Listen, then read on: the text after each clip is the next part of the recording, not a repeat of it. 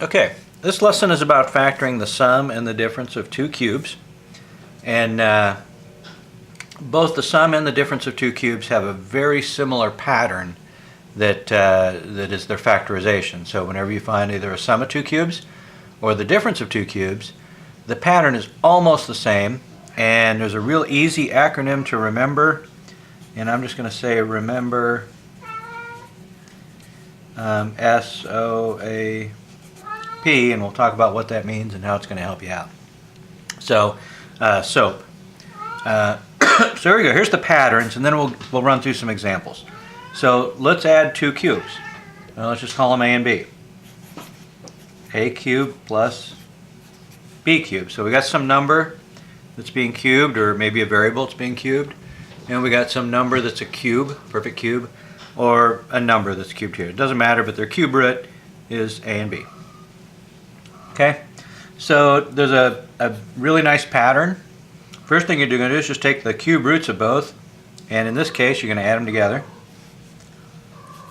A plus B makes a nice binomial. And then the other factor is actually a trinomial. So that trinomial is A squared minus A times B plus B squared. And that's the pattern that you're going to have to remember. Okay, let's take a look at the difference of two cubes, and you'll see just how similar they are, and I'll show you how to help remember those. So let's go to A cubed minus B cubed. And here, we're going to start off with A minus B. So right off the bat, we've got something we can maybe hang on to as far as helping us remember. And then this is going to be A squared plus AB plus B squared. Exactly the same pattern, except the signs changed here and here. Sign's exactly the same here. And why do we remember SOAP? Because the sign is the same here, right? If it was plus to begin with, it stays plus. If it was minus, it stays minus. So it's the same. Here, it's the opposite, right? If it was plus, it's minus. If it's minus, it's plus. And then AP is always positive, always positive. So the last one is always positive. So if you can just remember, same, opposite, always positive. And then just kind of remember this AB, B. You pretty much got the pattern. Okay, so that's the high level picture. I mean, what do you do when you have the sum or the difference of two squares? So let's take a look at some actual sums and differences of two squares. And some of these may be on the worksheet you're working. Some of them may not. Well, let's just take a look. Here's one that's a difference. Okay, and right off the bat, you're going to say, well, 64. How do I know that's a perfect cube? You just have to know. Just like recognizing perfect squares, it's a real good idea to try to remember at least some of the basic perfect cubes. At least the first 5 or 6. So if you want to make a list, you can come over here and say, well, 1 cubed is 1. One's actually a perfect cube. So is -1. 2 times 2 times 2 is 8. So remember that 8's a nice perfect cube. 3 is 27.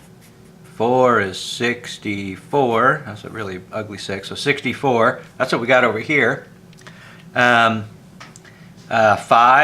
is 125, right? So you could go ahead and make your own list of a few more, but these are numbers that probably should kind of pop in your head. When you see them in a problem, you go, hey, that's a cube. Maybe I can do something with that.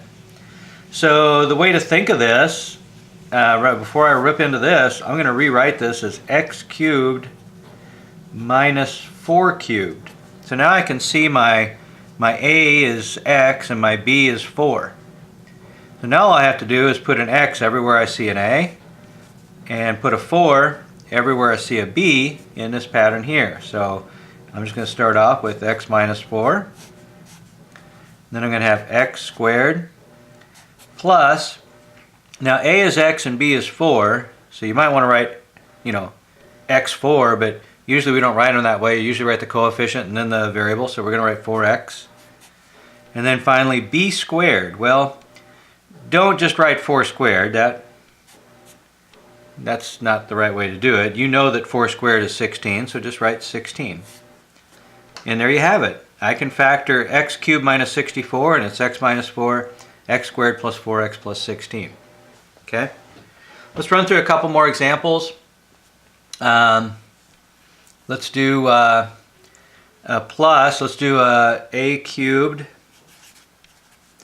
plus 125. Well, obviously that a is the cube root of a cubed, and we know from over here that 5 cubed is 125.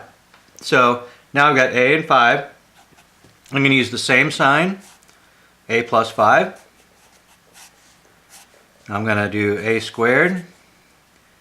All opposite now. I'm going to use the opposite sign, minus 5a, multiplication of the two. And then finally 25, always positive on the end. So boom. I don't have to think about it or do any calculations. What I have to do is remember the pattern and remember SOAP. Let's try maybe one or two more before we take off completely. So let's try another one like this, x cubed plus 1. Well, 1 is its own cube root. I know that the cube root of 1 is 1. Cube root of x cubed is x. It's a plus, so it's going to follow the same exact pattern. And I'm just going to go ahead and write it. It's going to be x plus 1, x squared minus x plus 1. 1 squared is 1. So that comes out really simple. Okay. We'll do one more before we call this a night. Let's do something with maybe numbers on both variables. So let's do 8a cubed and let's go minus 125. That sounds good enough. So we know that the cube root of 8 is 2. We know the cube root of 125 is 5. And we know the cube root of 8 is 3. We can actually write this as 2a cubed. Remember your exponent rules. We're going to cube the 2, cube the a, and we end up with 8a cubed minus 5 cubed. So essentially when we come back up here and look at a pattern of the difference, 2a is the a and 5 is taking the place of the b up here. So now we can just put it in our form. We're going to use the same sign, so 2a minus 5. We're going to square 2a. So this is 2a squared. It's not just 2 times a squared. It's actually the 2a, the whole thing is being squared. And that's going to get you 4a squared. And then you're going to multiply 2a times 5, and you're going to use the opposite signs. You're going to plus, and 2a times 5 is 10a. Okay, and then finally it's always positive on the end.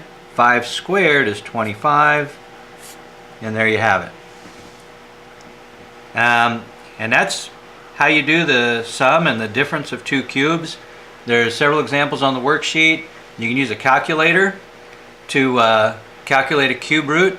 If your calculator does not have a cube root button, right? If it doesn't have something that lets you calculate a root, or maybe you don't know how, you could always take the number. Let's say you want to know what the cube root of 64 was, and use your caret or whatever key raises it to a power, and in parentheses put 1 divided by 3. And of course 1 divided by 3 is 1/3, and of course anything to the 1/3 power is the cube root. So essentially that's going to give you the cube root of 64, and with any luck your calculator will tell you that's the number 4. So if you need to use your calculator, that's how you would do it, just to make sure you know how to use the calculator to find cube roots. Some of the numbers on your worksheet might be a little bigger, or may not be some of the numbers we've used here, so you might want to calculate them. And that's how you do the sum and difference of two cubes.